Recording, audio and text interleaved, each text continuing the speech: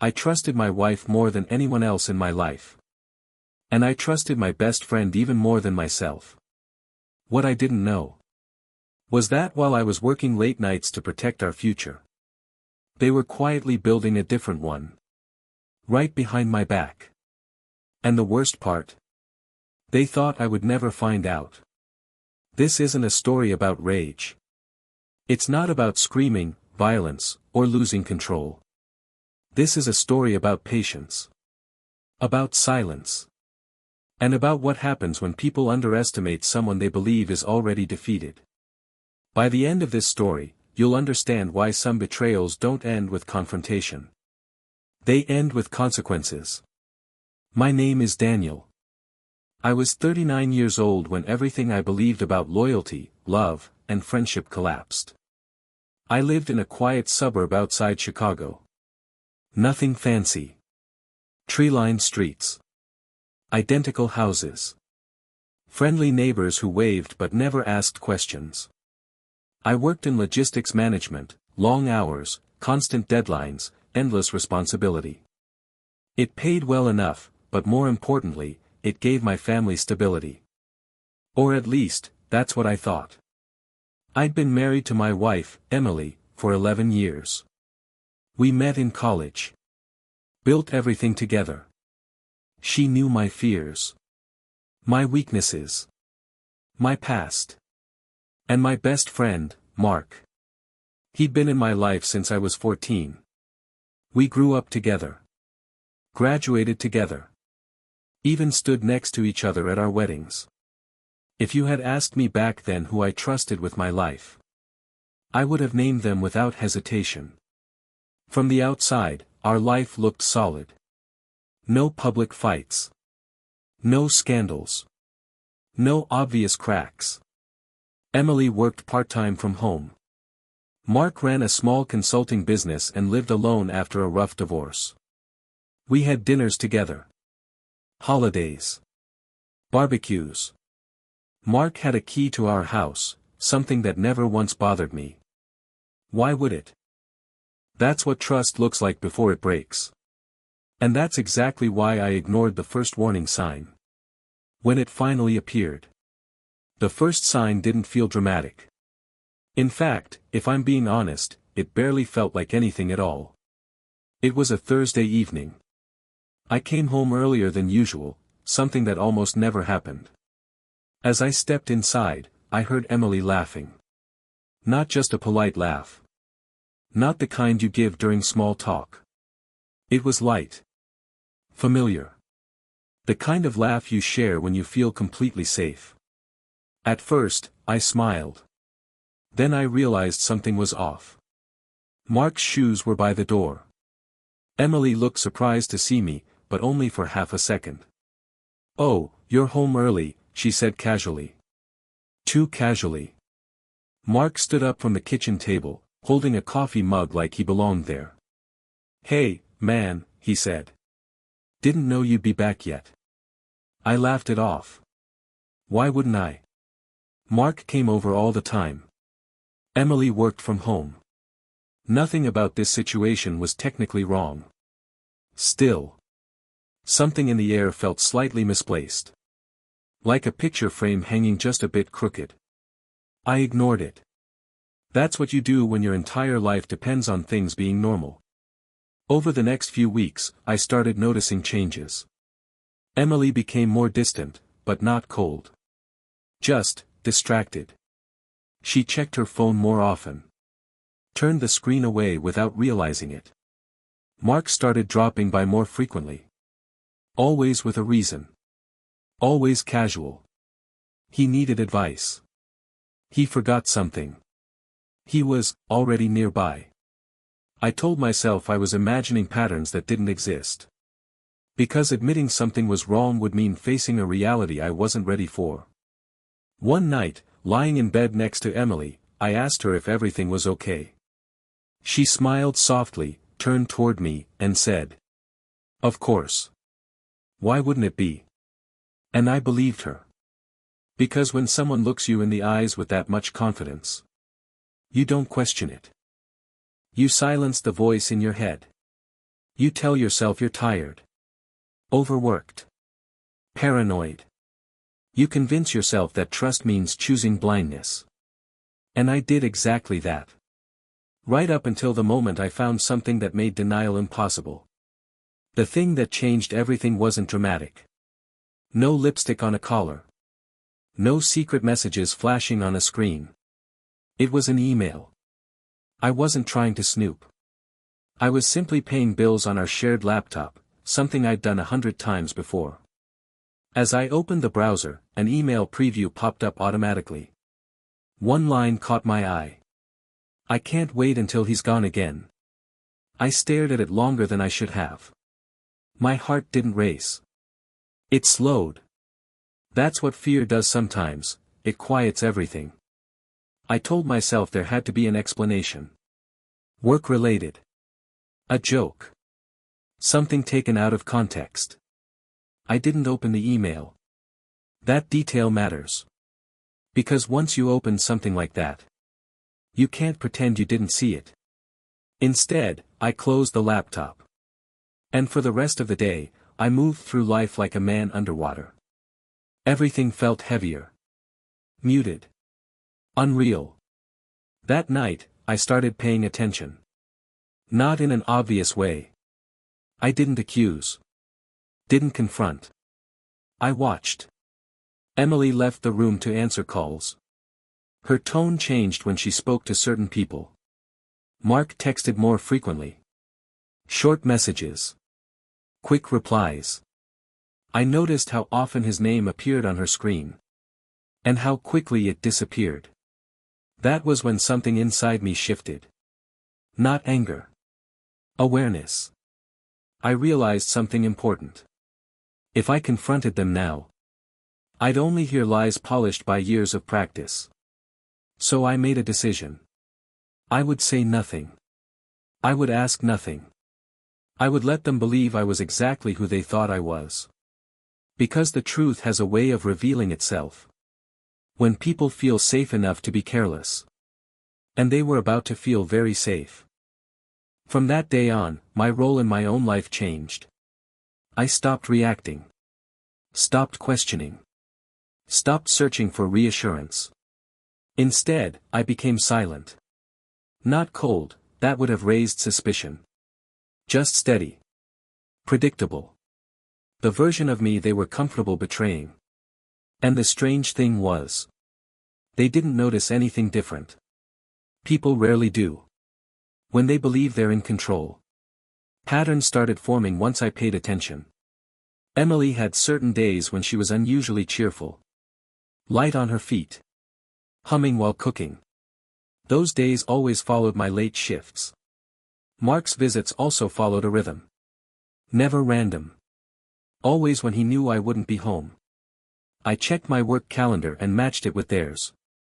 The overlap was too precise to be coincidence. That's when I understood something painful. This wasn't impulsive. This was planned. Our house began telling a story I had never heard before. Cups left in a sink I didn't use. Furniture slightly rearranged.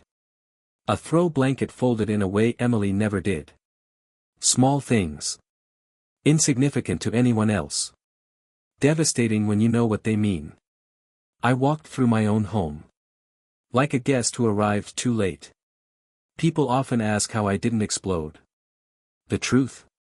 Anger wasn't useful yet. Every time rage surfaced, I asked myself one question. What do I gain by reacting now? The answer was always the same. Nothing. So I swallowed it. Stored it. Let it sharpen instead of burn. Because I wasn't just uncovering betrayal anymore. I was preparing for the moment. They would realize I was never as blind as they thought. The proof didn't come because I chased it. It came because they grew careless. One afternoon, Mark showed up earlier than usual. I was still home, pretending to organize paperwork in the living room. Emily froze for a fraction of a second when she saw him. They both recovered quickly. Too quickly. Mark smiled, tapped his phone against his palm, and said, "Forgot my charger here last time." Emily nodded. Didn't look at me. I watched them like a stranger watching a scene he already understood. And that's when I noticed the phone. Mark left his phone on the kitchen counter. Unlocked. Face down. People do that when they feel safe. When he stepped into the bathroom, I didn't rush. I didn't panic. I walked. Picked it up. And what I saw erased every remaining doubt. Messages. Hundreds of them. Weeks. Months. Plans. Jokes. Complaints. And one sentence that burned itself into my memory. He trusts us. That's what makes this so easy. I scrolled. I wish I hadn't. Photos I was never meant to see. Details about my schedule. Conversations about my house, as if it belonged to them. They discussed me like a problem to manage. An obstacle. A temporary inconvenience. There was no confusion anymore. No denial. Just truth. Cold. Precise. Unapologetic. Mark returned. I put the phone down exactly where it had been. My hands didn't shake. My voice didn't change. I smiled. That's the moment people misunderstand. They think silence means weakness. But silence, when chosen deliberately, is control. Because once you know the truth, you don't need to ask questions anymore. You just need to decide how the story will end. And I had just made that decision. After that day, something inside me settled. Not healed. Not relieved. Settled. Like a storm that has already chosen where it will land. Emily noticed the change, I'm sure of it. But she misread it. She thought I had become easier. Less demanding.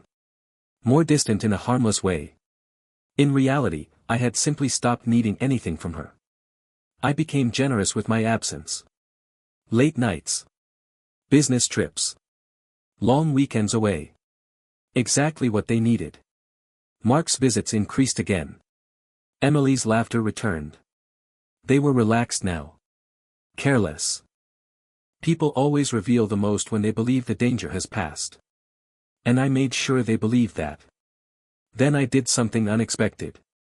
I suggested we host a small gathering. Nothing dramatic. Just friends. A relaxed dinner at our house. Emily hesitated for half a second. Then smiled. Mark agreed immediately. Of course he did. They thought it was proof. That everything was under control. That I was still exactly who they needed me to be. In the days leading up to that night, I prepared quietly. Not evidence, I already had that. Not revenge, not yet. I prepared myself. I rehearsed my voice. My expressions. My breathing. Because the hardest part of any confrontation isn't the truth. It's staying composed. While everyone else loses control. And they were about to. The night of the dinner arrived quietly. No tension in the air. No dramatic music playing in the background. Just laughter. Glasses clinking. Normal conversation. Emily looked radiant.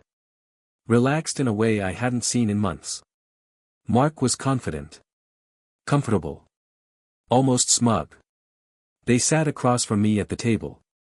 Completely unaware that this was the last time they would ever feel safe in that room.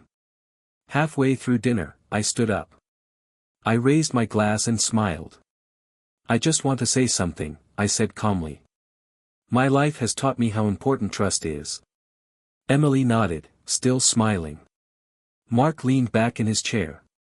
They thought this was a toast. I've been incredibly lucky, I continued. To have a wife I believed in. And a best friend I never questioned. That's when Emily's smile softened. Just a little. I reached into my pocket and placed my phone on the table. Unlocked. Facing them. I also learned, I said quietly. That trust doesn't disappear suddenly. It erodes, when people think they're invisible. Mark froze. Emily's face drained of color. I didn't raise my voice. I didn't accuse. I simply let the messages speak. The room went silent. Not the awkward kind. The final kind. Emily whispered my name. Mark stood up too fast, knocking his chair back. "This isn't what you think," he said. "That line always comes." I looked at him and said, "No. It's exactly what I think." Emily started crying. Not loudly. Desperately. Because she knew. The story they had been writing together had just ended, publicly. I didn't stay to argue. I didn't need apologies. I walked away from the table. With the calm of someone who already won. Because the truth doesn't need shouting. It just needs space to breathe. And theirs had finally run out. The house felt different after that night. Not empty. Not broken. Just honest. There were no late-night arguments. No dramatic apologies. Emily moved out within a week. Mark never came back. Some betrayals don't end with shouting. They end with absence.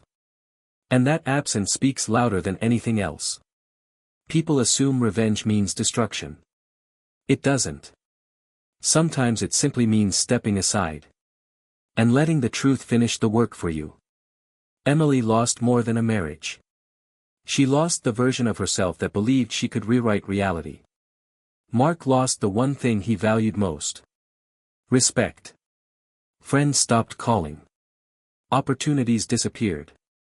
Not because I demanded anything. But because people noticed. Who he really was. I stayed in the house. Not because it was mine. But because I refused to let betrayal decide where my life continued. I rebuilt slowly. Not with anger. With clarity. I learned something important during that time. Trust is not blind faith. It's earned awareness. And silence, when chosen wisely, can be the most powerful response of all. They thought they were rewriting my story. What they didn't realize was that I was simply letting them reach the end of theirs. And sometimes, that's the most complete ending there is.